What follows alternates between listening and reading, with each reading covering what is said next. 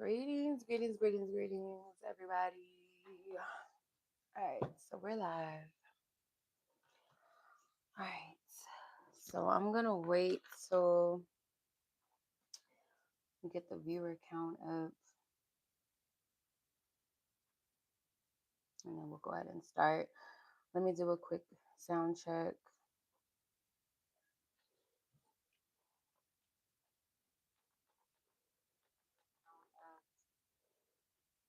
Okay, sounds good, sounds good. All right, so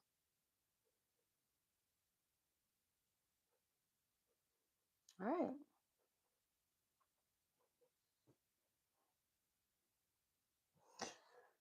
All right, y'all. Happy Tuesday. I hope everybody's doing good. Everybody's doing well.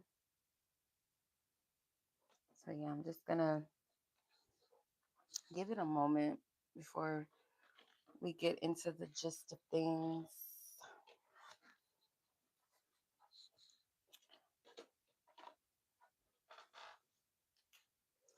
Yeah, because I know it's a little late.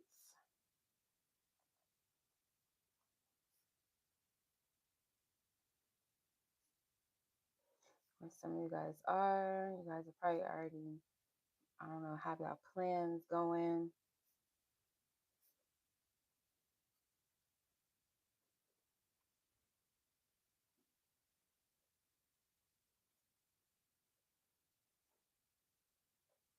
Okay.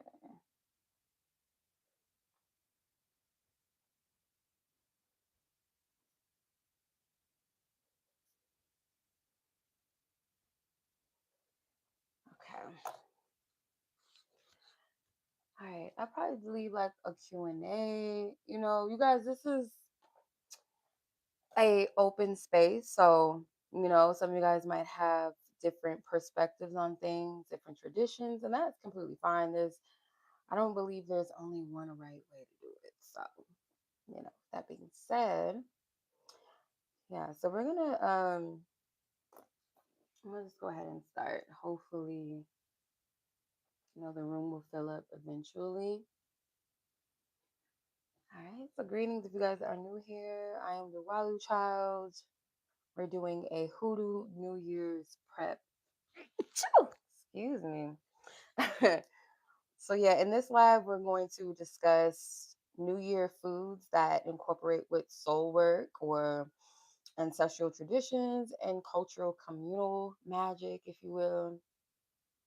And also, we're going to be talking about spiritual cleansing, candle herbs workings, petitions and prayers, how to do that, ancestral and elemental spiritual work as well. And we're also going to talk about planetary timing and planetary magic as well. So, if that interests you, y'all came to the right place. So, you can grab a pen, some paper. Make sure you guys like this video, share it with someone, join the conversation. Okay. All right. Quick disclaimer though, y'all. I always gotta have a quick disclaimer. Okay. So I just want to be clear that I'm not sharing or teaching any shortcuts, okay, quick fixes. We're not here to like aesthetically or trend wise, participate with Hoodoo. Okay, so we're not here for that regard. Okay, we're here to honor the lineage, honor our lineages with integrity and discernment over everything, of course. Okay, so um, this is really how I live. This is how I prepare, how I cleanse, how I do my spiritual work, which is why, the divine and my ancestors, they don't let me just tap into certain things or they have me do, spiritual work first. Okay. They don't let me do anything without that preparation first. Okay. So, yeah, it's really just about learning. Like I've learned from other people, elders, my ancestors. Like I get a lot of inspiration and correction through really through what's been consistent. Obviously, like I go off of what's consistent within the lineage through my lived work, my own practices and what I've learned either the hard way or just through correction. So it's a learning journey. For sure. Spirituality is our truth, but sometimes you're just learning to reconnect with it. You're learning to honor it, or um how it correlates and how it connects with your everyday life, really, once you're consciously aware of it. So in Hoodoo and any other ancestral spiritual practices, within our lineage, authority does not come from pretending that you got it all down pat. Like, that's one thing. Like, you're never going to be completely mastered in this, you know. So an elder can teach you while they're still, learning. Just as like a practitioner, they can deepen their work through their practice. It's not perfectionism. That's not what this is about. Um, so yeah. And any wisdom that comes from your spiritual work, it most definitely comes from the relationship that you have with spirit, your ancestors, nature, and discipline, for sure. So, it's not about claiming mastery, because I feel like that's ego when people be like, oh, yeah, like, that's ego. Okay. So I'm not here to be the source of anything. I'm just here as a conduit, as a practitioner, as a learner, staying curious, and of course staying accountable when it comes to this. So speaking of, I want to talk about shadow work first before we get into the gist of our New Year's preparation. um I wanted to kind of tap into like why shadow work is essential when you're doing spiritual work, when you're doing magic, things like that. And hoodoo is not to be hoodoo or root work or any type of folk, even though it's called folk magic and root work, there's different layers. Like, you can find connection even though they're distinctively different. One thing about hoodoo practices and root work is it's not about magic and spell work. It's survival and, healing work, what our ancestors, what they've learned, what works, what heals, what protects. It came from that regard, that perspective, and it's a tradition that was passed down in um, different regions and things like that. So you might find a lot of similarities within the quote unquote superstitions and the traditions and things like that, but there is a deeper connection, that foundation that relates. So it's not about uh like how the movies make it out to be, like witchcraft and this and that. It's really tradition, it's historical, it's deeper roots of lineage, um foundation, communal healing. So yeah. So shadow work, why it's essential. Okay. Why it is essential in any spiritual work that you do, because magic is something that just simply amplifies what's already in existence, what's already a vibrational, what already exists out there for you. However, shadow work is what tells you what vibration you're moving in. It reveals that. So why I encourage shadow work before any type of spiritual work or magic or anything that you're doing. Um, Magic is not something that is meant to fix your problems. Okay. So spell work or magic can be the fuel to what you're doing. But if your shadow self, or your like low vibrational energy, or certain patterns or addictions or whatever is leading, your magic is going to run on the fuel of that energy, if that makes sense. So like, for example, if you're trying to do some sort of prosperity magic, money magic, or whatever, while secretly you believe money equals stress, so what you're going to have is, when you're trying to manifest money, or you're setting intentions, or you're doing a money spell that otherwise would work, but you have that vibration of stress or lack, you're going to attract money that has chaos energy attract to it, or it's not going to last very long. It's going to dissipate very quickly. You're going to spend it very quickly. What's your relationship with money look like, essentially? Same thing like with love magic, people trying to attract love. If you still have issues with abandonment and trust issues, you're most likely going to attract a partner that, it's going to be intense. It's going to be a very inconsistent connection, or inconsistent partner, or somebody that is emotionally unavailable, or something like that, or triggers those insecurities and abandonment wounds even more. Okay. Depending on the type of energy or vibration you're in, and your intention. Your intentions is everything. So shadow work, If you don't do your shadow work, your shadows will sabotage what you're doing, um, after it works, or even before it ever works, before it even moves. Okay. Um, I'm gonna leave a Q&A in the chat. I want to have some fun too. So hold on, let me, because they just popped that up for me.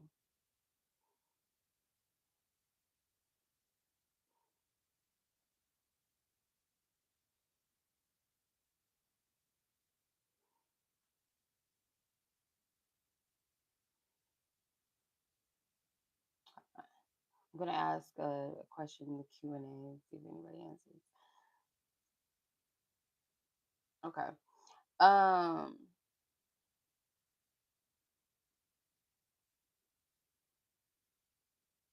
I don't have to put an answer, do I? Okay. Oh, I see what they're saying. Okay.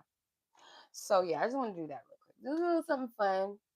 Um, but yeah, so your shadow work is very essential, because whatever little blockages you have, it will most definitely um affect the aftermath of your work. Like, you can attract an opportunity, you can attract a partner, you can attract something, there's money that you get, but then like that shadow will sabotage it, or before it even ever happens.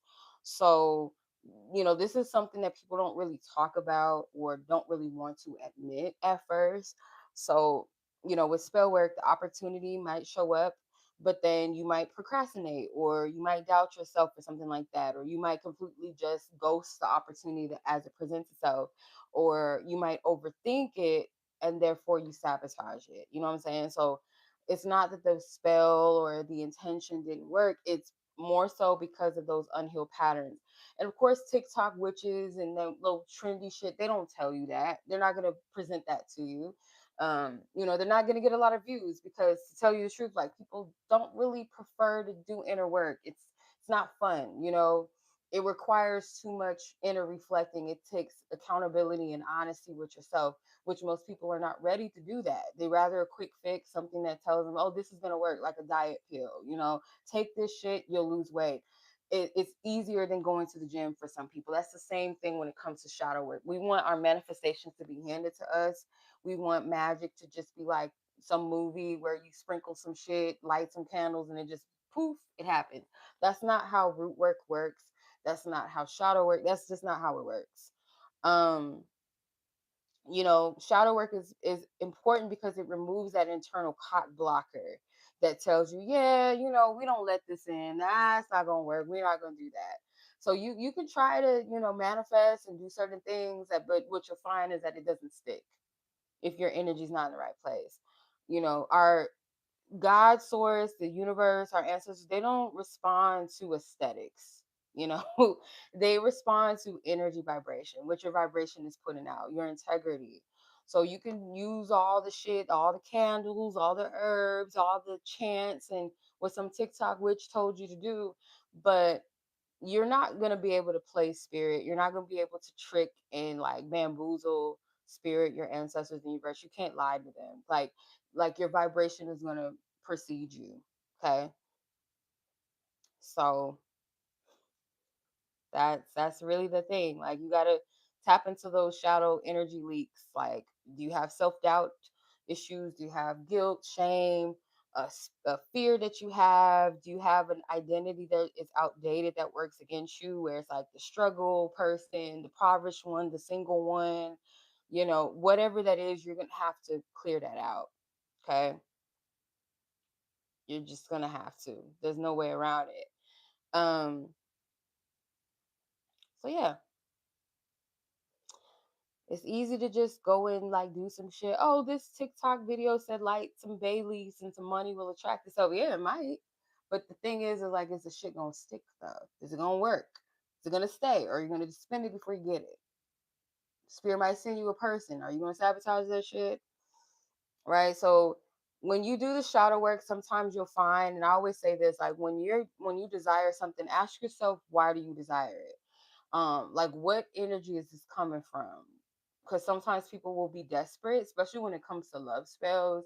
They get real desperate and they try to like bind a person to them, call a certain like a specific person to them rather than just like a vibration that resonates with them. They try to like attach themselves to a person, and that might not be a healthy connection for you. You know what I'm saying? So when you do the shadow work, sometimes you'll realize, like, oh, I don't really want more money. I want stability without the burnout. Or I don't really want that specific person or just any partner. I want a partner that provides reciprocity and peace in my life. You know what I mean?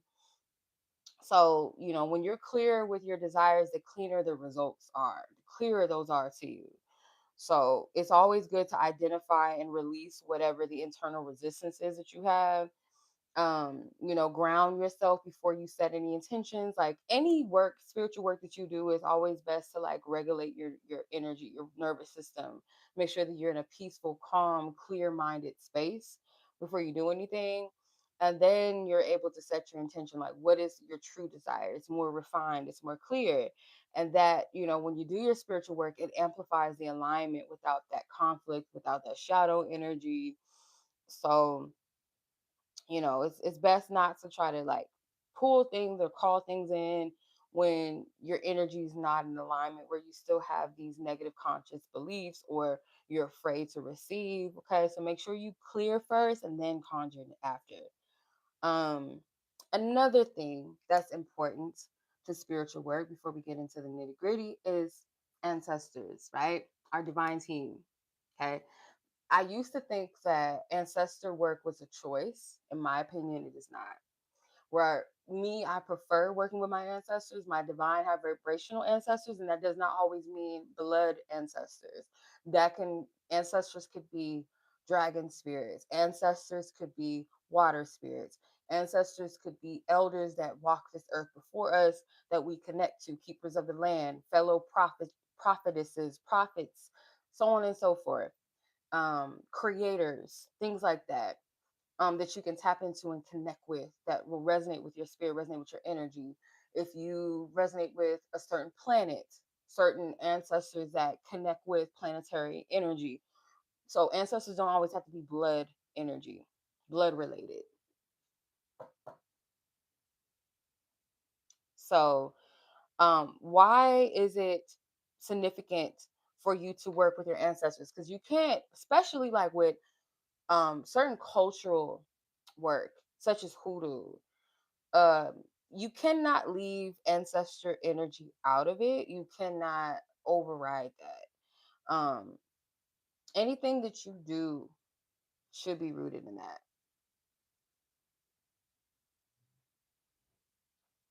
So when you're working with your divine team, your divine ancestors, because hoodoo is not a solo practice. It's connected to your lineage, it's connected to your roots, those that came before you. They know what they're doing, right? Or certain herbs, elementals. Like if you're working with herbs, I don't want to give away too much, but like if you work with herbs, obviously you're going to connect with elemental spirits. If you're working with fire energy, you're going to work with fire spirits, water spirits, so on and so forth, right? So if you remove your ancestors from that work, you're basically trying to run a family business without its owners, without the keys, so on and so forth. It looks cute to be, oh, I'm gonna light some candles, oh, I'm gonna write, scribble some sigils, I'm gonna do this, and I'm gonna go out of the book or go off of what some TikTok heifer said or something that's laid out somewhere where I could just Google it.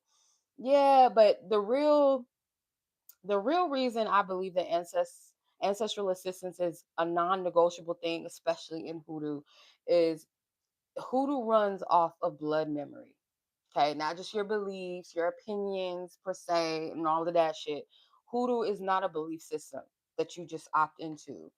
It's a technology that our ancestors birthed through their survival, through land, through spirit, through bloodline. Okay.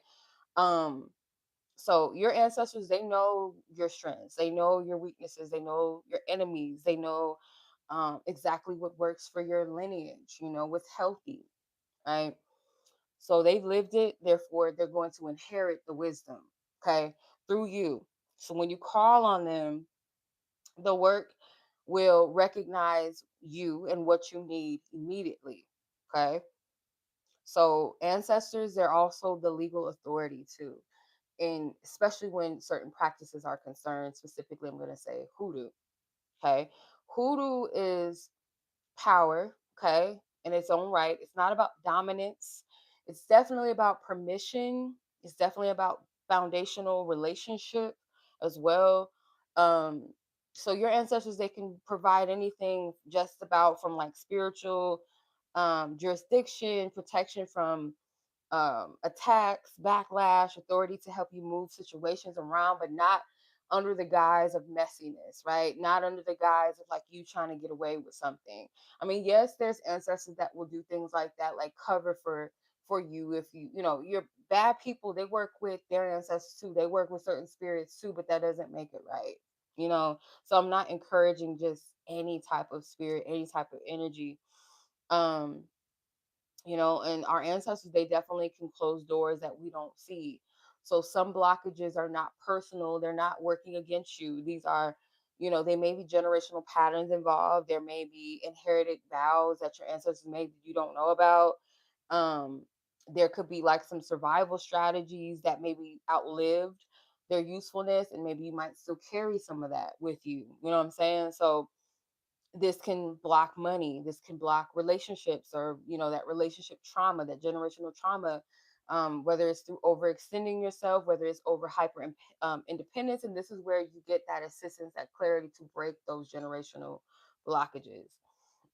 So your ancestors, they know exactly where it started, why it started, how to end it without destabilizing yourself. So that's why it's important to work with your high vibrational ancestors. Not just any ancestor, not just because someone's blood related to you, because not every person that's blood related to you has your best will intentions or lived a path that's honorable, or they could just be dumb as fuck. You know what I'm saying? Like, let's keep it real. Like, we have family members in our life that might not be the most upstanding individuals, right? So you gotta keep that in mind.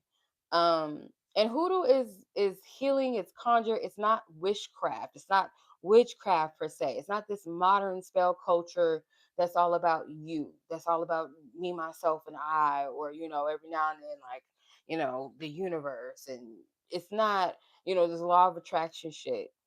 It's really about calling on your people that back you, that have your best intention, has your best will, that has the wisdom, has the healing work, has the specialty in what you need, okay? So that you're not moving out here crazy, not moving out here recklessly. Your ancestors are here to help you strengthen your work, to filter through your requests that are for you versus those that are not for you, help you to redirect like what would harm you, okay? Protect you, basically. Amplify what's already in alignment with you.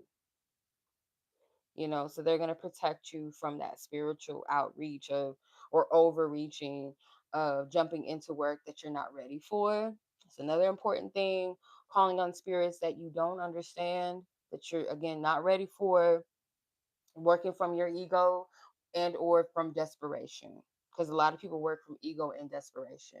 They don't use their discernment when they do spiritual work. They just Google some shit, they watch what somebody else is telling them, click on TikTok, click on Instagram or whatever, and just go, oh, I'm gonna do that.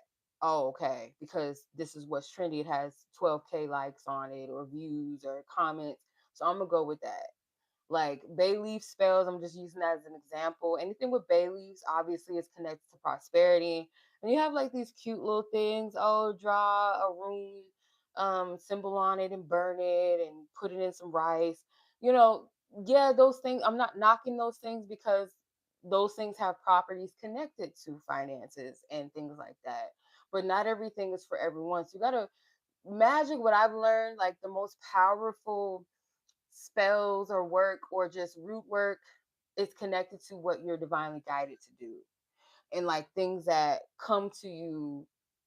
um that come to you just naturally, your own divine creativity. And with working with your ancestors, they'll be like, sometimes like this, I want to emphasize this, and I'll like touch on this real quickly and I'll move on.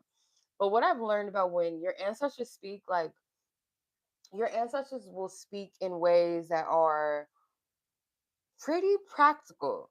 Like you'll feel guided to buy certain things, like, oh, I don't know, this flower, I don't know, this flower is drawn to me. It might be like your ancestors, that might be something that's connected to an ancestor, or they want that on their altar, or you're craving coffee, or you smell tobacco, you smell a perfume, like they'll speak to you.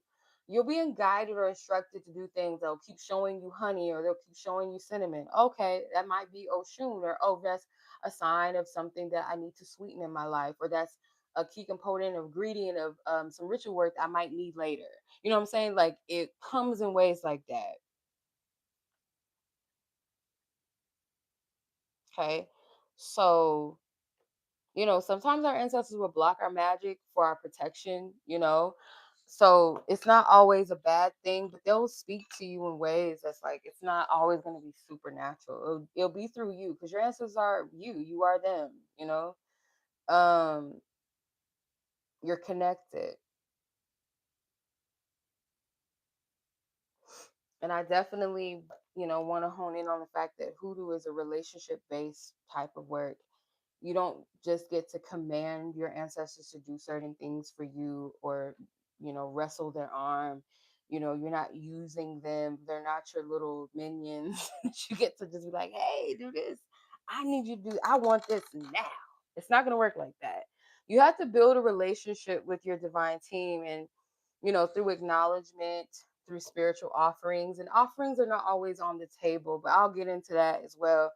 But through listening and respecting them. So the relationship is, that relationship is what gives your spiritual connectedness, your hoodoo, your root work, its reputation for being effective, for it being grounded, no nonsense, no bullshit. It's not trendy shit. It's not theatrical. I know the movies show that, but you know what I'm saying? So the blunt truth is that shadow work, that's what's gonna clear you. It's gonna clear your path. You have to do that work. You can't just I would never encourage anybody to try to manifest something without doing it. Like this is from lesson learned. This is from practice. This is from correction. This is from learning the hard way. You know what I'm saying? Like I would never encourage, oh, let's do a road opener without doing shadow work. Like that's ignorant. You know what I'm saying? You're not gonna be able to road open something when you have stuff in the way of it. You know what I'm saying? Like things that may need to be removed or actively blocked because of things within the self, internal blockages. So do both, and your magic is going to move forwardly. Do your shadow work, work with your ancestors, and you'll see the results. Okay. Call on your people. What, Ollie? What's the matter? Hmm? What's wrong, mommy? But yeah, let's keep it going. Let's get into it. Let's get into it. So I'm gonna start with food. Okay, so as our new year prep, the food part is very important. I don't know about your households, how y'all do it, but food is quintessential to any spiritual work when it comes to new energy, doing New Year's work. Okay, so in tradition, like food is just not something that you just eat. It's symbolic. It's almost like petitioning as well. So, you're not just feeding your body, but you're also feeding the year that you're walking into. So, I'll explain a little bit. Family, like my tradition in my family, and a lot of what, Ollie? A lot of cultures, I would say, definitely African American cultures. Um, like every New Year or New Year's Eve, like we cook black eyed peas.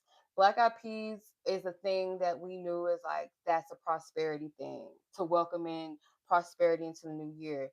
Even every year, I remember like we would carry black eyed peas in our wallets or our purses. Like that would be a thing. Like we would exchange, like, if we would go to my grandma's house, somebody would have a bag of black eyed peas, and like everybody would exchange, like, here's some black eyed peas for you, here's some black eyed peas, and we would put it in our wallets or our purses. That was a tradition that we would do when we would get together. I don't really do family functions like that anymore, but that's what we would typically do. I gotta feed my cat. She's tripping. Here, Ollie. She's getting on my nerve. girl. Yeah. Okay. And gumbo. Gumbo is another thing. Gumbo is another tradition. Like every New Year's Eve, we would make a pot of gumbo. And I didn't really think too much into it as a kid. That was just what we did. I didn't correlate it as something spiritual. Even the black eyed pea thing, I just knew that was something that we would do every year. So, foods, one of my favorites. I love collard greens. I love collard greens. I love mustard greens. I love turnip. I love kale. Like sometimes I like to blend all of them together. Like my grandma, she would blend like multiple greens together. So not just collards, but like I love greens. It's so good. So greens, collard greens represent money. Any green, and if you're making a pot of it, that represents money. Black eyed peas, of course, is like the prosperity, the blessing. Like I said, it's like that coin in your pocket. Like we would carry black eyed peas in our wallet and our purses. Like every New Year's Eve, we would do that. Cornbread, I love cornbread too. Cornbread is also known as like gold, like a brick of gold, something that represents abundance, someone that's favored. Um, rice, rice is really good, especially with gumbo. You know, you gotta have a little side of rice or top your gumbo on some rice. But rice in multiple cultures represent prosperity. So you can make something like rice on New Year's Eve. Fish is really good. Fish is like opportunity, abundance and blessings as well. Chicken or meats can represent like the sacrifices that you've made throughout the year. Um, and then gumbo, this is not for everyone, but like for those, because gumbo is more of like it's a cultural blend of like African, a little bit of Native American, French, and Spanish influence. Um, gumbo is significant in Louisiana, New Orleans. You have the difference between Creole or Cajun gumbo, a little mixture, like some things, like you can mixture a little bit of some of this and some of that. Some people are like, oh no, that's a Creole way of doing it. No, that's a Cajun way of doing it. But some people like to incorporate a little bit of this and a little bit of that, which is why I feel like gumbo was like the heart and the soul of the community. It's definitely, you know, a cultural dish. Um, one of its like key things that I would say, like when I think of gumbo, I think of definitely community. So if you think of togetherness, what you're putting in your gumbo, whether it's a seafood gumbo or it's just simply just your meats. Okra is a thing. Gumbo is okra. Okra is gumbo. So like when people don't, I don't understand how you can have gumbo without okra. Because I know some people like to thicken it with gumbo filet, but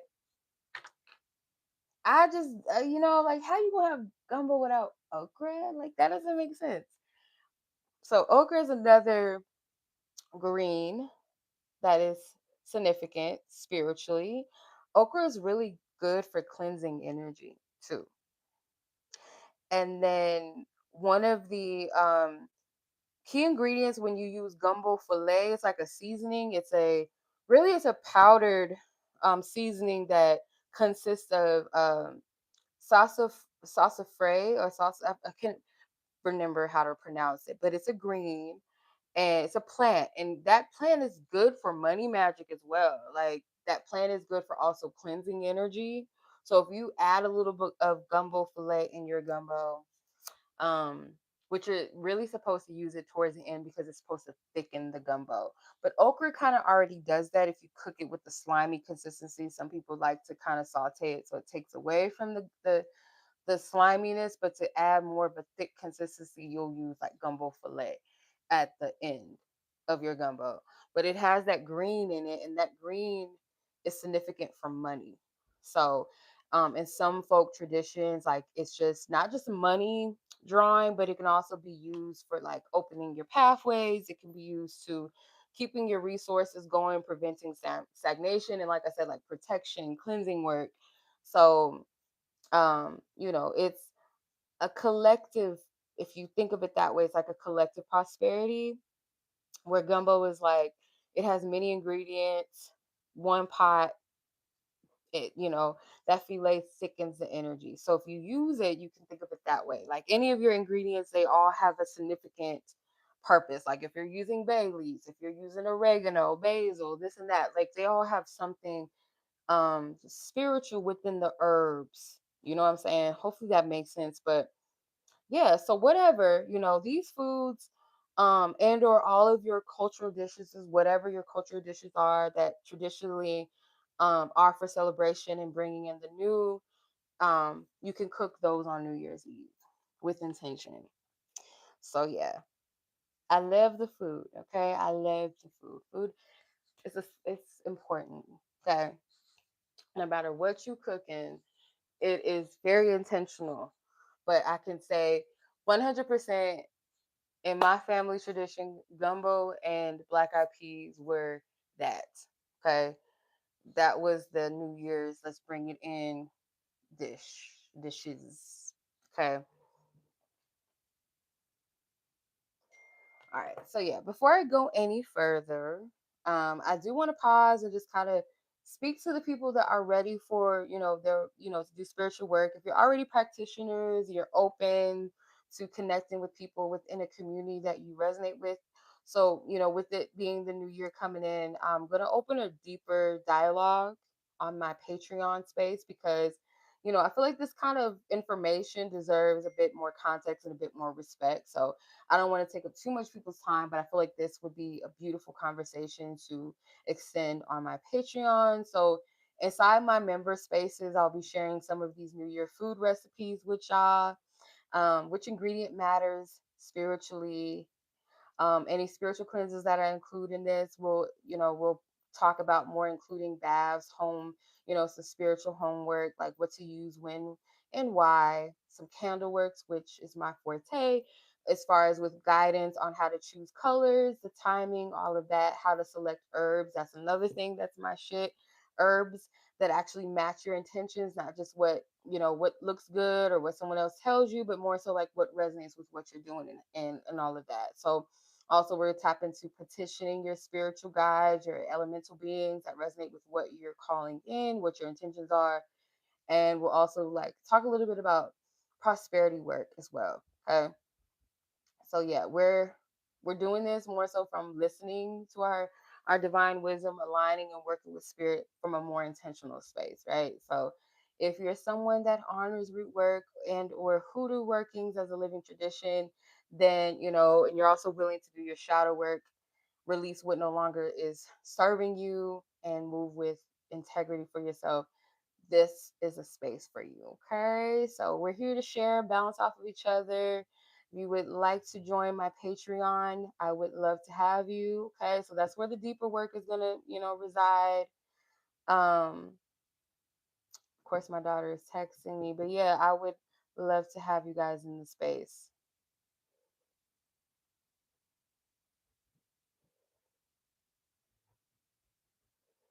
Okay.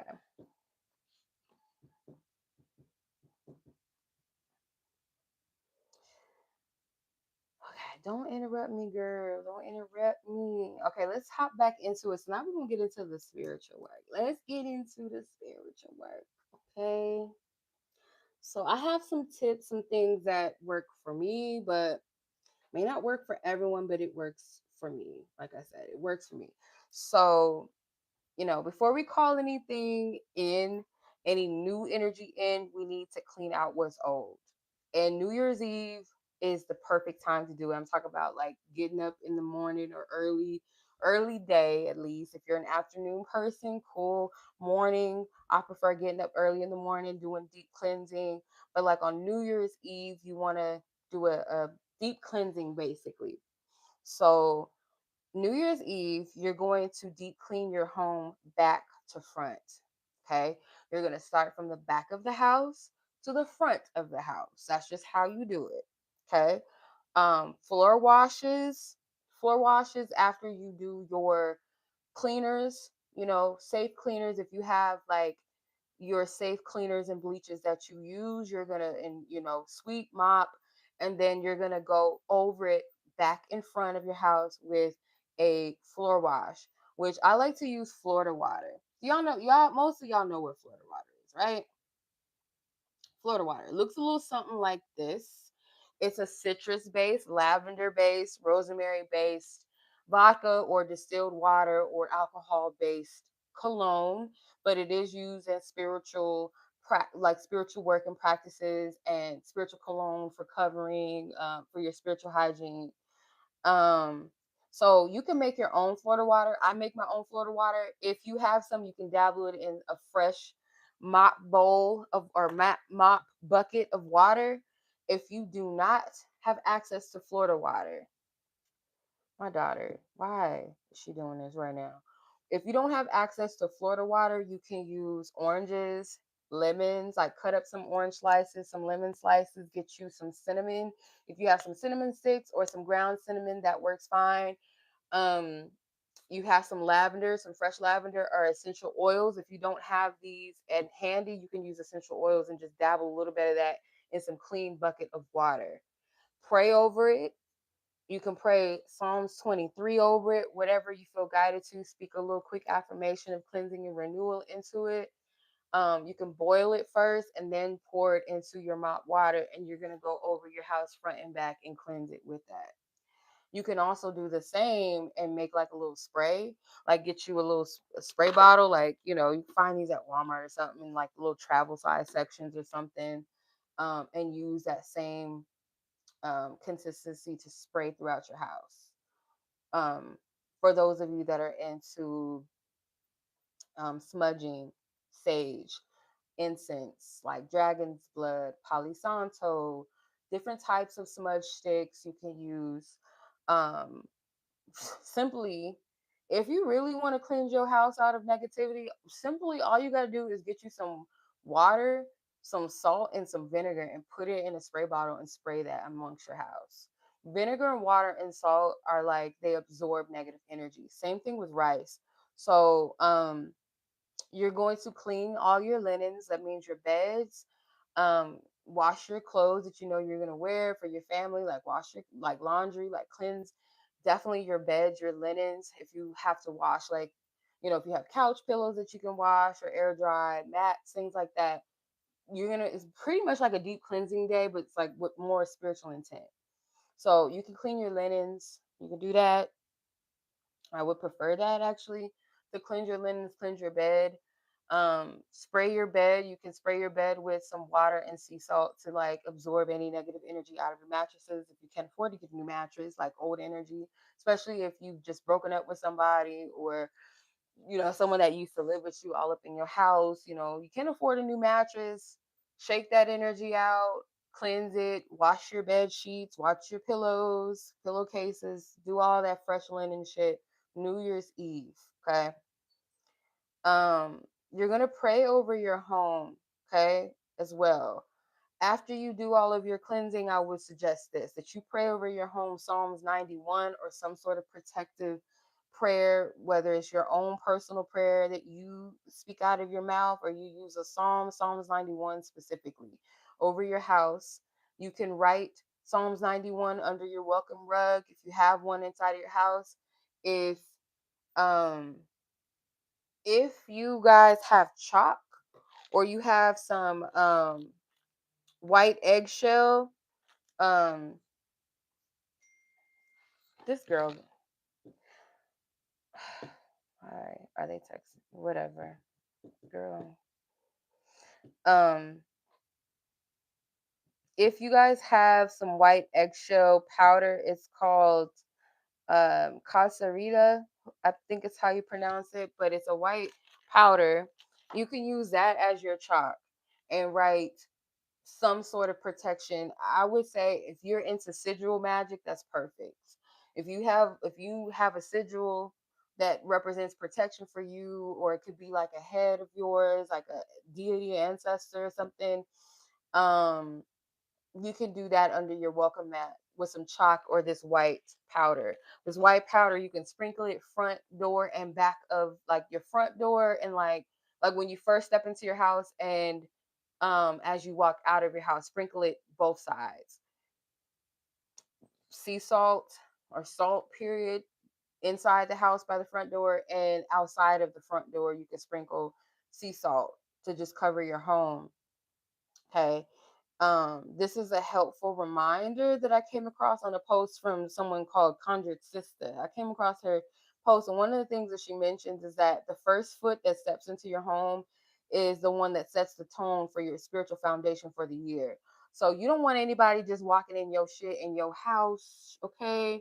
So just kind of make sure that when you do this spiritual cleansing, that you're very intentional of who you allow in your house. The first person in your house, I mean, that's just, you know, um, but yeah, if you don't cleanse, you're not, you know what I mean? Like you want to make sure that you cleanse your home so they're not stacking blessings on top of some mess, right? So I would definitely encourage some type of deep cleansing over your home first, your windows, your yeah, all of your windows, your doors, under your bed, under your bed, um you should put like at least like I do this, but you can put like a fresh cup of water, a bowl of water under your bed. Some people add sea salt, some people use rice, some people do the whole um they do vinegar, water and salt. Whatever resonates with you, just make sure that you change it out daily, that you don't just leave the same water throughout the week, especially rice because it gets moldy. Um Yeah, you don't want it to get moldy. So you can do that by your windows, underneath your beds, okay, just to absorb negative energy from your house. Okay. Um, what am I missing? I did mention incense a little bit. Oh, before you even start, okay. So I want you guys to listen closely, okay? Because I know like when we incorporate the fun stuff like candles and all of that, what I want you to remember is like you set the tone for the environment when you do your spiritual work. So like let's say you get up early morning tomorrow, New Year's Eve, or whenever you watch this, hopefully New Year's Eve, whenever you get up, or if you feel guided to do it earlier in the day, whatever, light you a white candle, and that be the welcoming in of divine spirit, your divine team. If you have an ancestor altar to light those candles, it's like you're setting the tone for welcoming them to assist you and help you with this. They're already with you, they're already in your space, they're already within you. You're just welcoming the energy. Hey, assist me, guide me with this.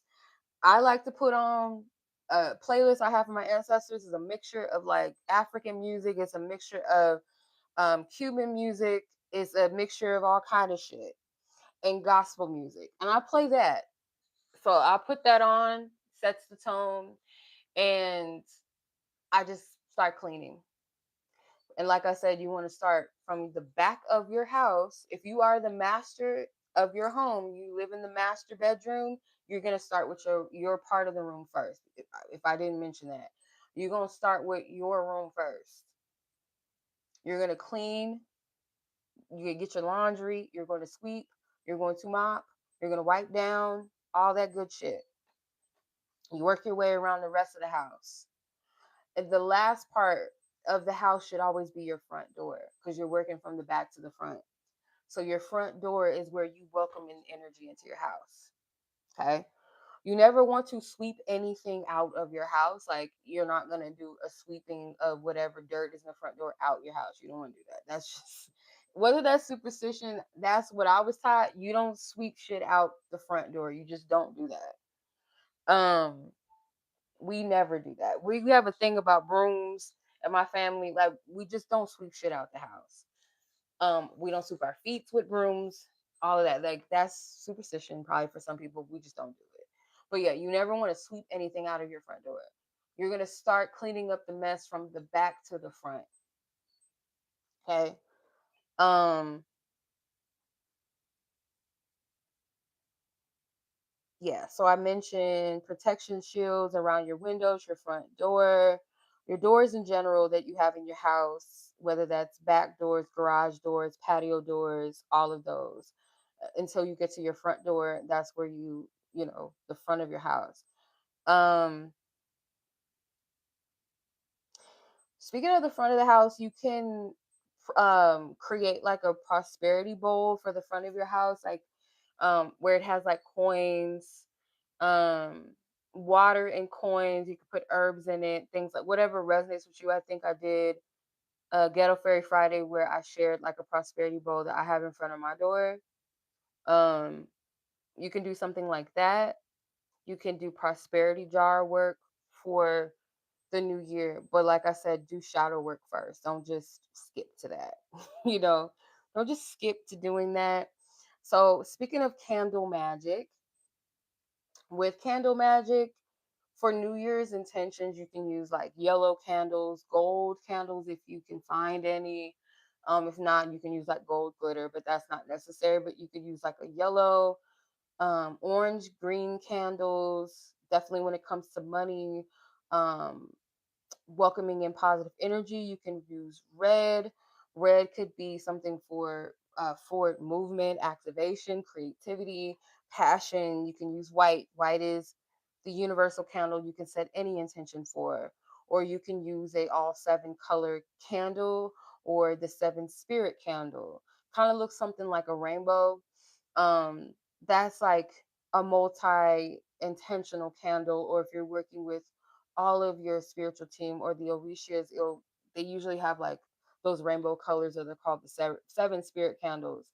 um Road opener candles, you can work with High John the Conqueror candle. That's not easy to find. I found some at a local botanica before, but I don't know. I mean, you could probably find one online. High John the Conqueror is really good for prosperity work, as also with work when it comes with dealings with success, things like that. They have money or luck candles. They're usually green. They have like little symbols of luck and stuff on them. You can use things like that. um you can use saint candles as well. Saint candles, they all certain saints do help with money, but before I even like encourage that, I'm not telling people to work with orishas and saints and stuff like that if they don't already feel called to that or have some sort of relationship with saints or orishas. So you got to get to know them first. Build a relationship with them first. Okay. um mm, if you're led, if you're familiar with uncrossing work or blockbuster candles, uncrossing work typically works for, situations where it's you are your own enemy. You block yourself, right? That's what um uncrossing candles work with people that deal with their own inner self-sabotage. They're their worst enemy, or they have negative thoughts. Blockbusters are more, maybe even road openers, they're more connected to spiritual blockages, warfares, enemies, things like that, which help to clear your path. I would always encourage you to, before you do any road opener work, especially road opener candles, anything like that, to make sure that you remove your blockages first. And that's why I always encourage, like I did in the beginning of this live, encourage you to do shadow work first before you even do that, you know, to identify. Some people, you can do divination to like pull some cards. Is there anything blocking me? Is it me? Is it an outside force? What do I need to do?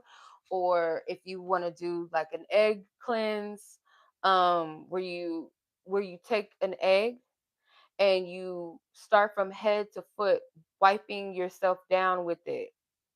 Um, I would look more into that, but that's one of the ways that you can like identify what's blocking you. But like, you want to make sure that you're clearing your path first before you even try to initiate something new. You know what I'm saying? So like, what you're gonna do is, if you have a white candle or whatever candle color that is connected to your ancestor altar, or if you have a deity or saint or rishi or whatever altar, that you have it burning while you're doing your New Year's work. Hey sis, you're gonna want to have that on the whole time. If I didn't mention that already, have that burning the whole time. Um, Road opener candles are pretty easy to find. They usually come in something like this, like orange, green, yellow. Sometimes they'll have like purple or other colors in it. If you don't have access to this, you can't find one, you can use like maybe some small candles, like some chime candle size, greens, yellows, and oranges, or purple. Um, if you have like some some high john roots, you can use that, or some high john powder, you can use that, some oil, some road opener oil. Um, I have my own recipe. I could share that with y'all probably on Patreon, but I've made my own road opener oil. You can use that on your candle. Like, you don't have to buy these candles that are specifically say, hey, some of the most powerful stuff is like you setting your own intentions. Um, what else? Speaking of herbs, so herbs you can use for New Year's work, whether these are going to be in your spiritual baths, whether these are going to be in your candles, whether these are mojo bags, things like that. I would say herbs like honey, or honey is not really a herb, but honey, you want to incorporate that. But herbs like bay leaves, you can use high john root, like I mentioned, bay leaves. Um, I bought some star of anise. Those are good for cleansing, but also they're good for protection work. um, Cinnamon has been coming up a lot. I've seen so many references to cinnamon, specifically cinnamon oil, and like people wearing it. You can anoint your wallets and purses with cinnamon oil. You can sprinkle some high john or carry some high john root in your wallet or your purse. Black eyed peas, like I mentioned earlier, that's a family tradition that we carry black eyed peas in our wallets and our purses or your pocket.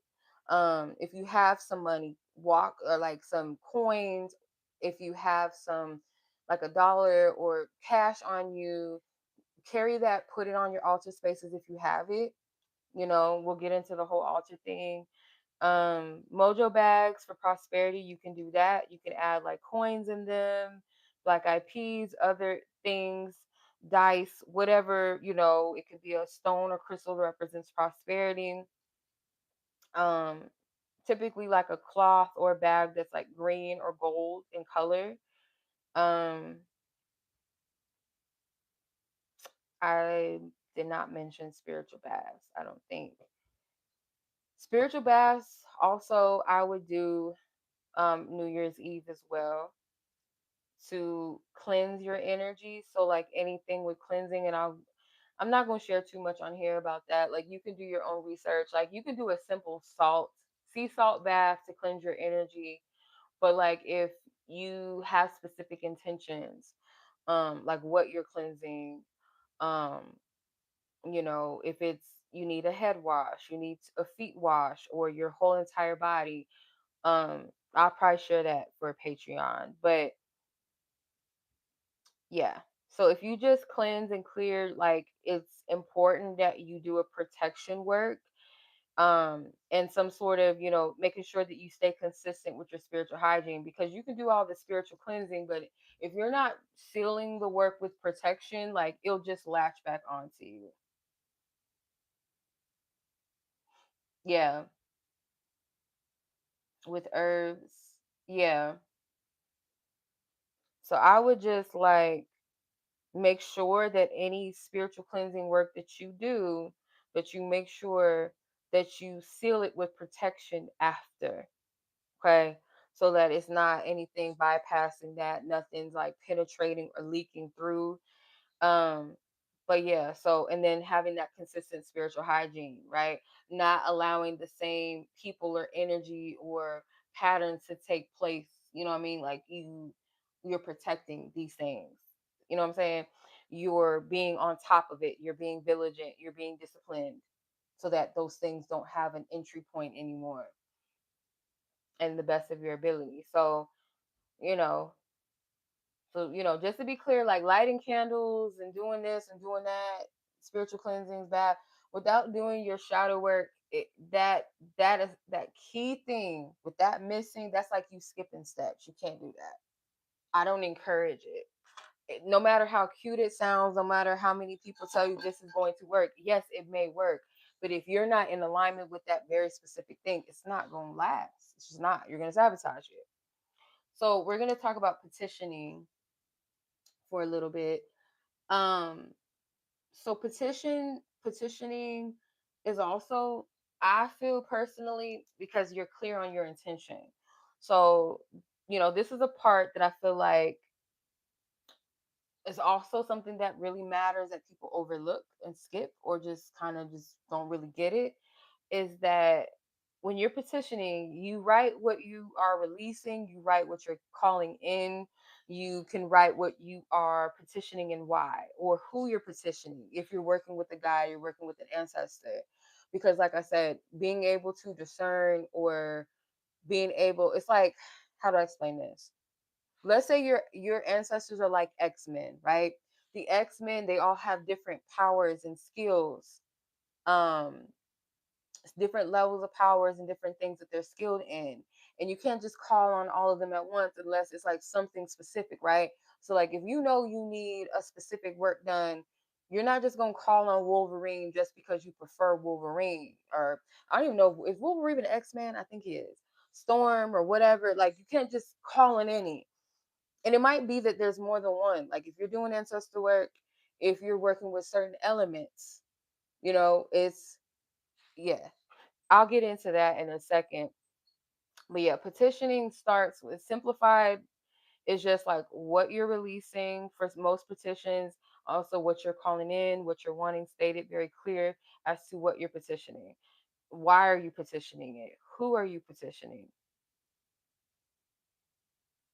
If you incorporate like prayer or scriptural, or maybe even, he is an X-Men, okay. Prayer, or even like a scripture or Psalms magic into this. Um, the scriptures that I would use for the new year specifically, this is just me personally, you don't have to do this, or you don't even have to use these ones. If you know some other cool, like some good ones, let me know. Share it with everybody. But 2 Corinthians 9, verse 9 and 8, and it says, God is able to bless you abundantly, so that in all things and all times, having all that you need, you will abound in every good work. That's a good one. Isaiah 43 and 18 through 19. Forget the former things, do not dwell in the past. See, I am doing a new thing. Now it springs up. Do you perceive it? I am making a way in the wilderness and streams in the wasteland. That's another good one. Isaiah 61 and 3. Provide for those who grieve, bestow on them a crown of beauty instead of ashes. So beauty for ashes is a good one. Like old former things, old energy and new energy. And then lastly, a very popular one, especially for new beginnings, new energy, protection work, road opener work, is Psalms, that good old Psalms 23. Okay. When you're petitioning, remember you're not begging. You're just seeking assistance. You're not begging for anything. Okay. Um, so yeah, when we work with our ancestors and our spiritual team, um, when we work with them, because like I was mentioning earlier, you cannot have spiritual work, root work, conjure, whatever, without ancestors. You just simply cannot. Ancestors are not all blood related. Ancestors could be spiritual beings in other realms and spaces. People that came before you that are like you, that are in resonance with you, fellow creatives, inventors, prophetesses, prophets, so on and forth, so forth, that you're connected to, that you're called to, certain planetary spirits, certain elemental spirits, animal spirits, angelics. Those can be ancestors. So this is where I would say discernment matters. You're not gonna petition every spirit for everything, like I said earlier. Like that's something that I feel it comes with like people that are not um how to explain it. I shouldn't say not spiritually mature, but people that are anxious and desperate and kind of look, not really taking the spiritual work respectfully. And this comes with learning sometimes too. Like you have to know better to do better at times. Like, this could be a path of correction where it's like, oh, I learned on TikTok that you can do this, and this person said you can do this, and this works for you. And if you want this, call on this person, call on this deity, do this. Um, you always have to use your discernment. Like, is that something that works for me? Because some things may work in a general sense. Some things may work for some people. Certain things may work general, like seasonally. Some things may work based off of where your vibration and energy is, and sometimes it's cultural that it doesn't correspond or resonate with you. Does that make sense? Um, so how to petition spirits properly, in my opinion. Okay. Discernment. I always want to stress that you have your own will of discernment.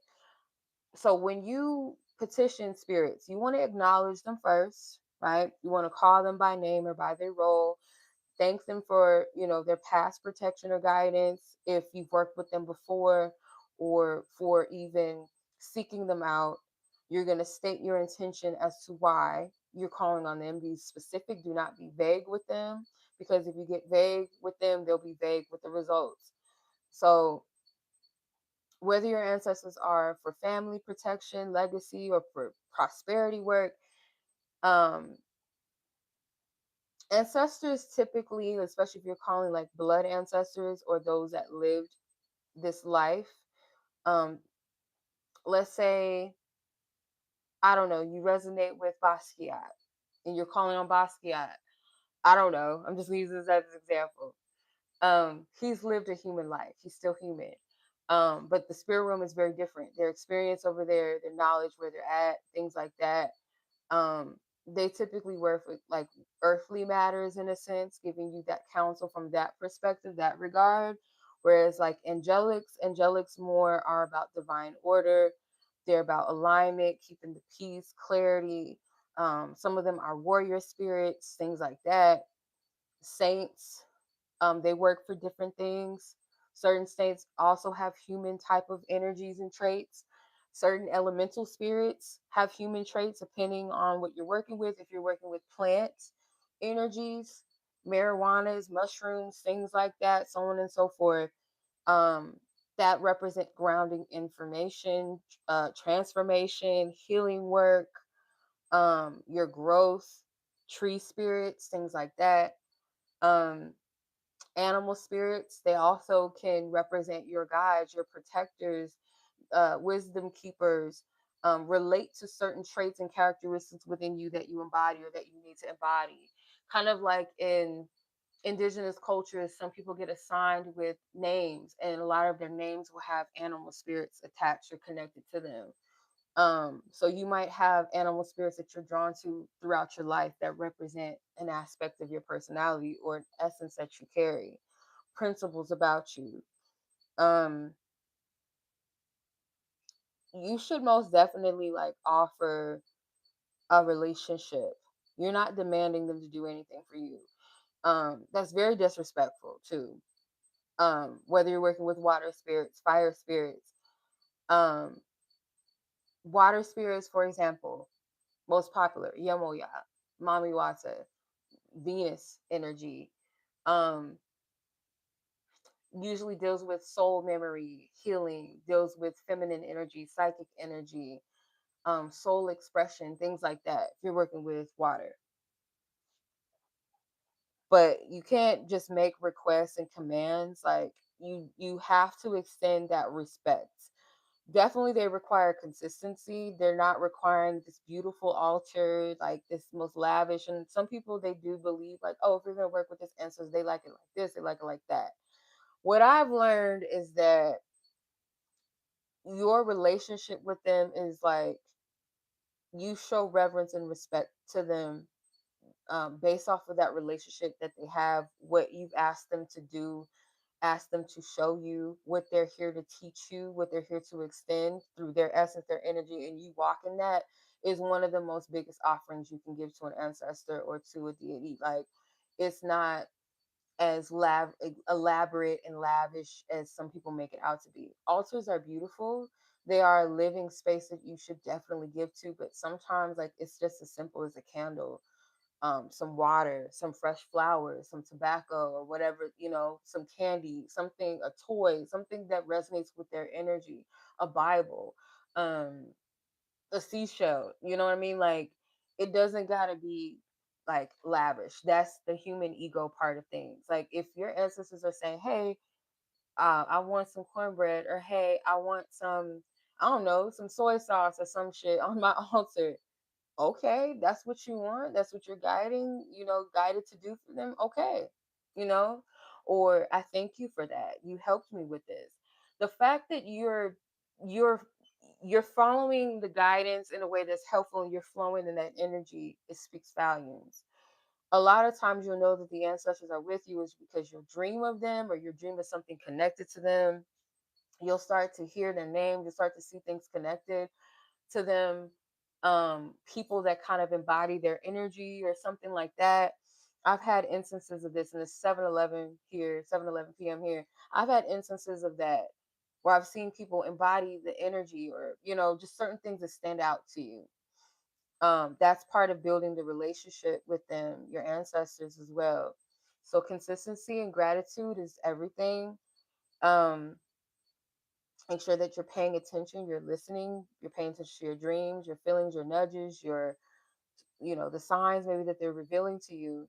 Um, but yeah, it's not about controlling them. That's that shit is like, that's disrespectful. And I think some people look at their ancestors or look at their spiritual guides as like genies or like above them and they're better and they're just this poor human on earth, and that's not what it's about. You know what I'm saying? It's not the proper energy exchange, in my opinion.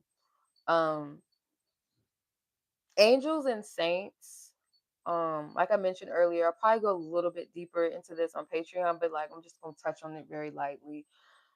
Angels and saints, like, why um some people will connect with saints through the Orishas, or I should say the Orishas through the saints, excuse me. Um, and how they could also be linked to planets as well. So planetary magic is also a thing that I'm very much connected to and have utilized throughout the years. I've always been drawn to planetary magic. So I've learned how they also can correlate and connect with certain ancestors, orishas, and things like that. So um, some of the African spirits weren't replaced, they were cloaked. Certain saints became their mirrors, right? So also, planets can also be connected, like I said. So their connection, between like orishas and saints, their connection is spiritual. It's functionality. It's symbolism. It's their temperament, what their dominion is. So Yemoya and Our Lady of Regala um also are connected. A lot of people. So Our Lady of Regala, if I'm pronouncing that right, the Virgin of Regala, which is in Cuba. She looks kind of like the Virgin Mary, like the Black Madonna a little bit, but she wears mainly like a blue, like her attire is blue, and she's still depicted with the Holy Child. So her energy is also connected to Yemoya. So that planetary wise, obviously, would be the moon. Yemoya energy corresponds with the element of water, right? So that could be a saint and or um, ancestor to work with for, ancestral healing, any mother wounds, protection, fertility, anything with grief, seeking solace, things like that. You can work with that essence. So the dominions of her energy really is connected to motherhood or that matriarchal figure, ancestral wise. You can work with her energy. She deals with the womb. The water is the womb. The tides, our emotional memory. Um, Protection, our grief, nurturing our energies for strength, the oceanic energy, dealing with cycles, dealing with our intuition, our psychic energy, depth, thing like that.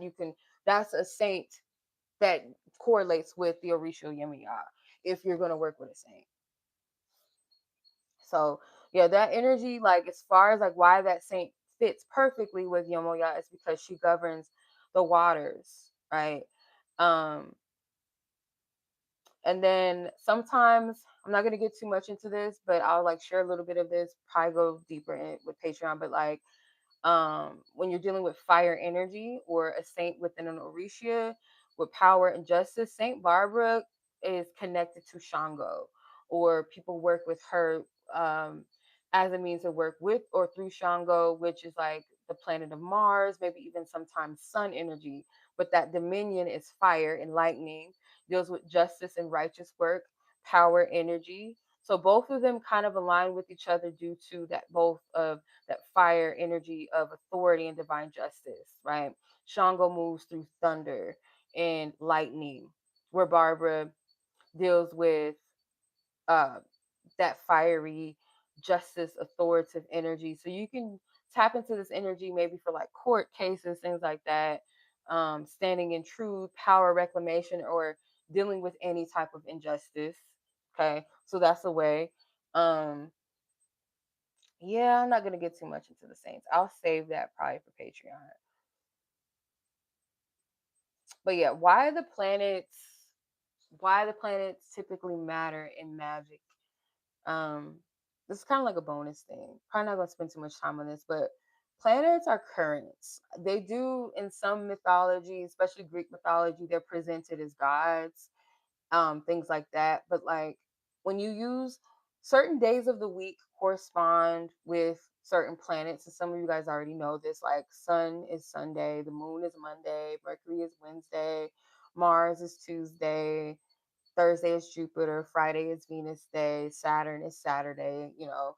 So they have different types of energy that they rule and that they govern in. So when you align with spirit, um, planets, the work hits a little more. So me naturally, and some people that are like those of you that are into astrology, things like that, like this type of magic may resonate with you. Um, that's why I resonate with Sailor Moon so much. It does have connections to planetary magic. If you think about all the Sailor guardians and scouts, they all have a planet assigned to them. So that's why I resonate with that. But Saturn, Saturn magic is perfect for the new year because we're in Capricorn. The New Year's Eve or the calendar year, New Year is set in Capricorn season. Capricorn is a Saturn ruling, uh, Saturn ruling zodiac. So why does everybody want to call me and text? It always happens. Like when I'm live, they all want to call me and text me. But what was I gonna say? Oh, Saturn. So Saturn is good for, as far as like deeper work. Saturn is the god of time. Saturn deals with karma energy as well. Um, you know, death, transformation. Um, that's a shadow work energy for sure. So the fact that we're in a Saturn energy right now, this is a good time to deal with any heavy lessons, things like that. So this is something not for quick work. This is for like lasting, substantial type of work. Saturn magic is good for the new year as well for like releasing and closure work. So anything dealing with like breaking cycles, cord cutting, intergenerational patterns. This is a perfect time to do that. I'll probably go in more with Patreon. I'm gonna save that for my Patreon. Um, I'm not gonna get too much into depth. I'll touch on that lightly, but we're not gonna get too far. Um, and then we have also the day of the week that New Year's Eve and New Year's Day falls on. So New Year's Eve falls on a Wednesday, which is Mercury Day. And then New Year's Day itself falls on a Jupiter Day, Thursday. So I was like, oh, okay. I see spirit. So with Wednesday, New Year's Eve being a Mercury Day, that's a good time because Mercury deals with communication, messaging, things like that, even technology, social media, things like that. You can use this energy for like writing petitions, doing road opener work. Some people would suggest you do road opener works on like Sundays or Tuesdays. I would say preferably Jupiter day. I would say like road opener days are good for that. But like if you're gonna do the shadow work, then I can see like okay, maybe Mars day, because Mars day also deals with like heavy duty things and blockages and having the strength of the courage energy because it's Mars. It's a self-focused energy, disciplined energy. So Tuesday, I can see why that would be a good day for road opening if you're doing the shadow work first. So it would be ideal to like, New Year's Eve use that Mercury energy to even like journal, petition, um, scripting. If people are still into vision boards, perfect. Um, and then Thursday being Jupiter, which is New Year's Day, that's the expansion energy. Jupiter is all about expansion and learning and growth, luck, you know. So you can do prosperity work for sure. I would prefer though with this is set the tone for New Year's Eve, at least if anything, to do the cleansing work, to do the shadow work. And then if you're going to do the new openings and stuff like that, New Year's Day, I could see, do the Jupiter energy where you're anointing your home, blessing your home, you're setting intentions for new growth, you're welcoming in good spirits, and then you're eating those good prosperity foods that we talked about earlier, those recipes that we talked about, or whatever resonates with you, lighting your blessed candles or your road opener candles or what have you. Um, so Jupiter is more not so much of a starter energy, but it's more of an energy that is meant to expand for you. So yeah. So those two pairings, it's like Wednesday energy, New Year's Eve energy is like the air and the fire. It's like the clarity and then the movement. Whereas Thursday is more about the growth, the nourishing what you're expanding. So that could be more of like earth and water energy. Um yeah,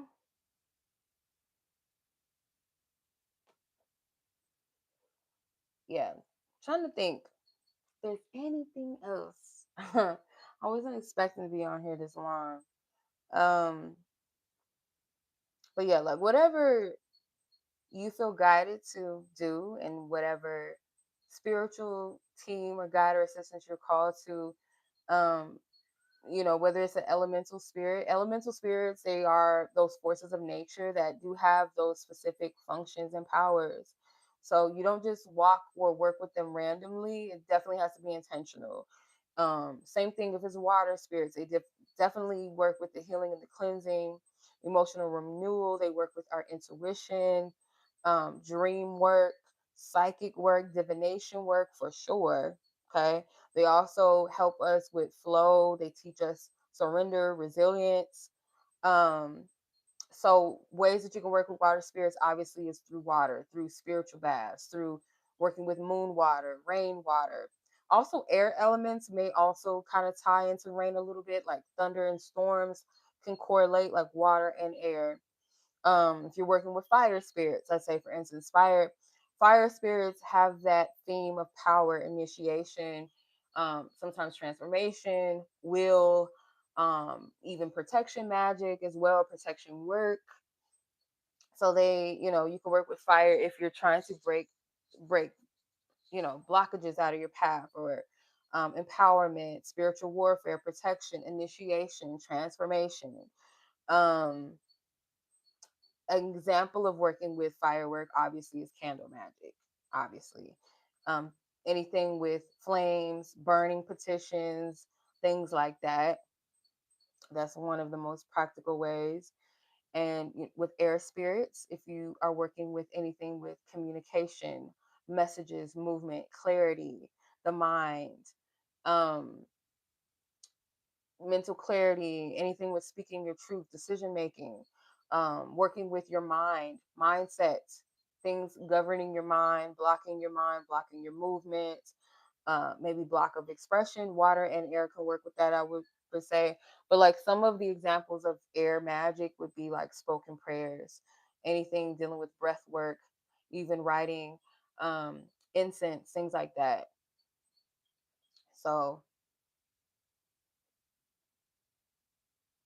earth spirits, if I didn't mention that,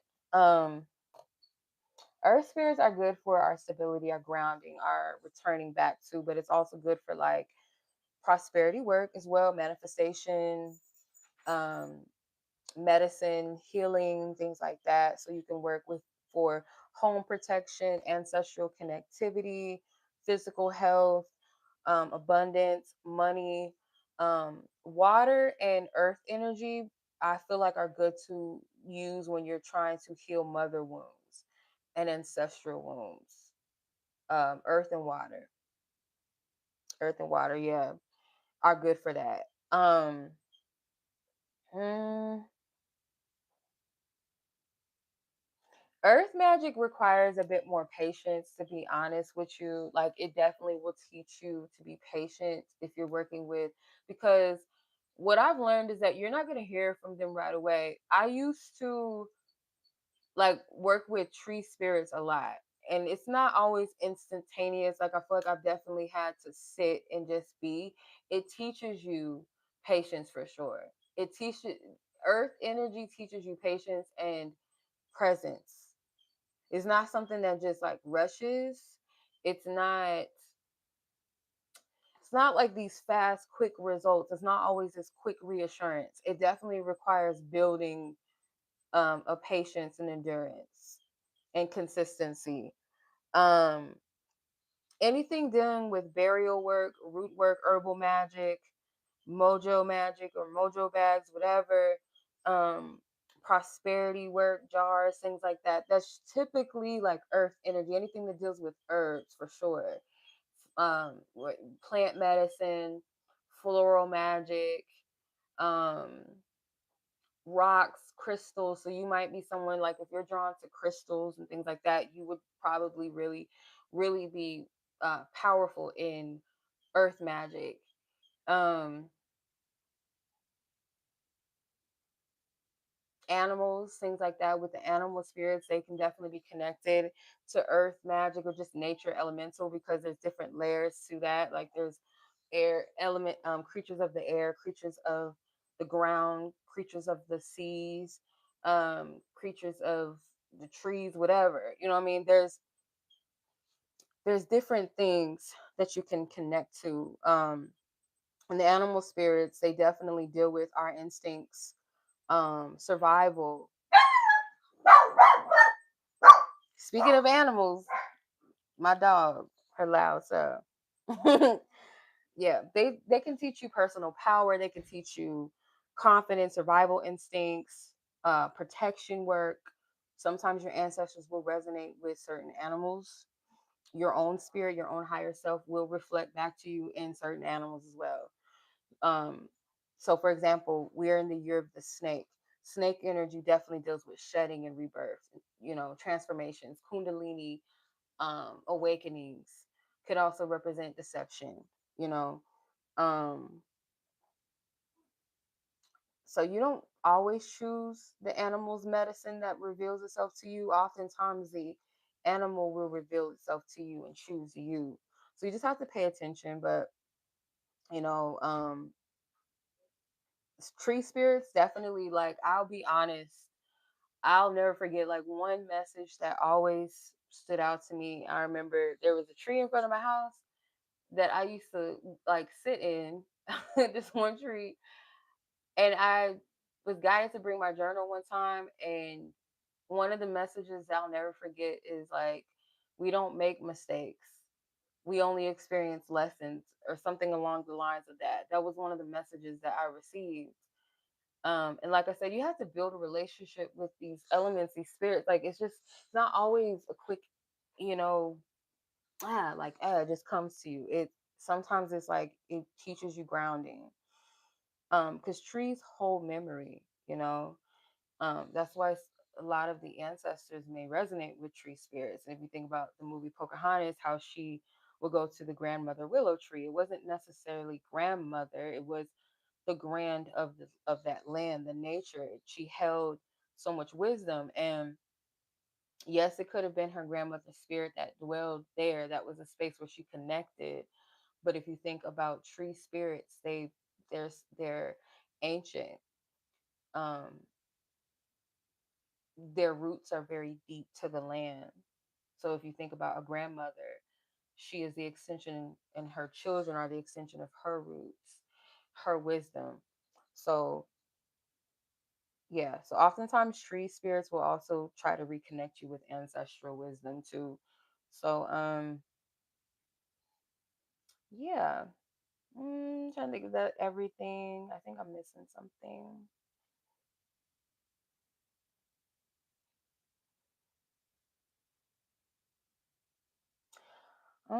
Yeah, I am. I wanted to talk about, speaking of ancestors, I wanted to talk about like ancestor altars for those of you that have one, will have one. Talk about that a little bit for those of you. Um, so another good thing to do on New Year's Eve is tend to your ancestor altars. Okay. So you're going to need to focus on cleaning them if you haven't already, like if you need to clean them, things like that, refresh them, provide fresh new offerings if led, and commune with them. Okay, whether you're communing with them through listening, sitting with them, divining, like have them communicate with you through divination, play some music for them, sing to them, whatever you're cooking, maybe leave it on the altar if you're led to, because again, this is not solo work. They're connected to you. So I just want to be very clear too with this is that honoring God, our ancestors, and our helping spirits for the year in which we survived in the year that we're stepping into is very important. It's very important to what you do. Gratitude is a very powerful energy too. So, ancestral gratitude and altar work is key.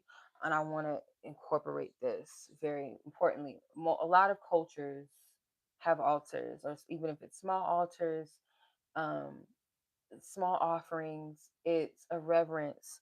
So, before we petition anything, before we try to, get some stuff going, give thanks, right? Give thanks to God, give thanks to our ancestors, thank the spirits that carried us throughout the year that is passing, the calendar year at least, that we had, and already, clearing the road for whatever's ahead, the year ahead, because blessings do not move without that proper acknowledgement, I feel. So, I don't, me personally, it's not an optional thing, especially if you're a spiritual practitioner. That is not an optional thing. That showing reverence and gratitude in whatever way that you're called to do it, like I said, does not have to be elaborate, but just the fact that you acknowledge your ancestors, acknowledge your divine team, acknowledge God's source.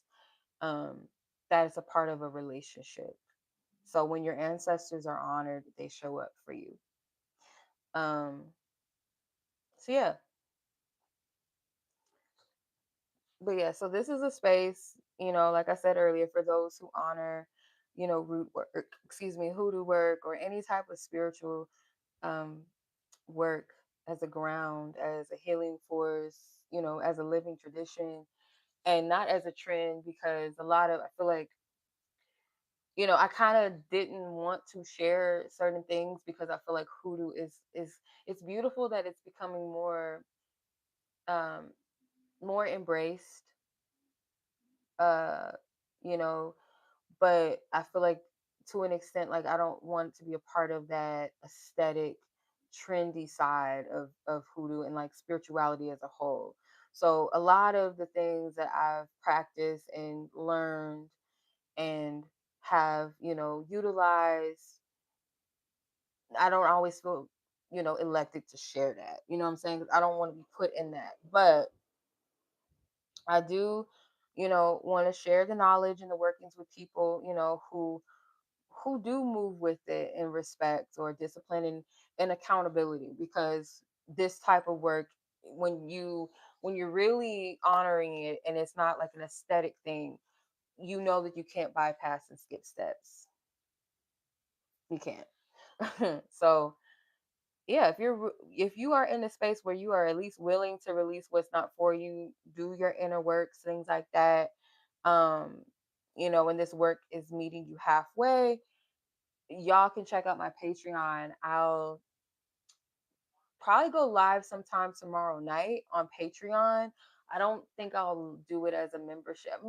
Maybe. I know for sure Patreon, I'm gonna go live on Patreon and like go a little bit more in depth with some of these things like that you can share. Um, but yeah, so this isn't a copy and paste thing or spirituality. I look at this as relational work, of course, ancestral work, and aligned work, something that you must honor and respect. Um, yeah. So if that's you, you're welcome to join my Patreon if you haven't already. That is where the deeper work is gonna, rely. Um, so yeah. Will I be doing a mini love reading? I'll see how I feel on Sunday. Maybe Sunday, because my Mondays, I'm not probably not gonna have my Mondays available. But I'll probably do it on Sunday.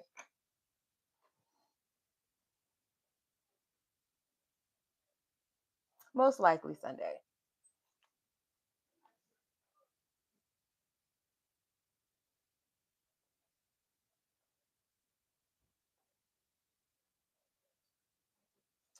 But yeah, I hope everyone has a blessed new calendar year, that everybody enjoys, just, if not family and friends and just self, that everybody is safe. You have a good time, whether that's in the comfort of your own home, family, loved ones' home, or you do happen to celebrate, be somewhere, that you enjoy yourself and that you're safe and you're covered, divinely protected. And you guys have a beautiful rest of your year. I will try to. I'm aiming for tomorrow for Patreon, but if you guys don't hear from me, see from me until the first or after the first, I'm wishing you guys a blessed new calendar year. And until the next time, make sure you guys like this video, share it with someone you feel like it may resonate or help. Any tips help you, anything correlate with some traditions that you already have, something different, something, because we all probably have some things that we do a little bit different. It's like, oh, that's what's up. That's dope. Okay. So I hope you guys enjoyed this. Y'all be blessed, be safe, take care. And until the next live reading, topic, discussion, whatever we're doing, post, I'll see you guys then. Peace. Much love. Oh, before I forget, y'all, don't click off. I completely forgot. So I have one more day. Tomorrow is the last day to book a yearly portal package with me. I have a month to month portal package throughout the 12 months of the year. It is covered for the 12 months, or a week to week touch in, check in for the entire year of next year. Where if you need something more consistent, readings, insight, healing, releasing, just any structural guidance, that will be available now until tomorrow, the 31st. Is the last day to book, and there's no more spaces available for these exclusive packages, which will cover you throughout the entire year. You check in with me, we come together, we tap in, we do the work, whatever is necessary for a full 12 months, whether you choose a month to month tap in or a week to week tap in. I will have my Divine 2026 Insight readings available throughout the entire year of 2026. It is always best to get it right on the first or right before the first, so you can have that fresh insight to start off your year. If you guys are interested, all of that information, I will link it in the description as well as in the comment section. But for real this time, y'all be blessed. Much love. Peace.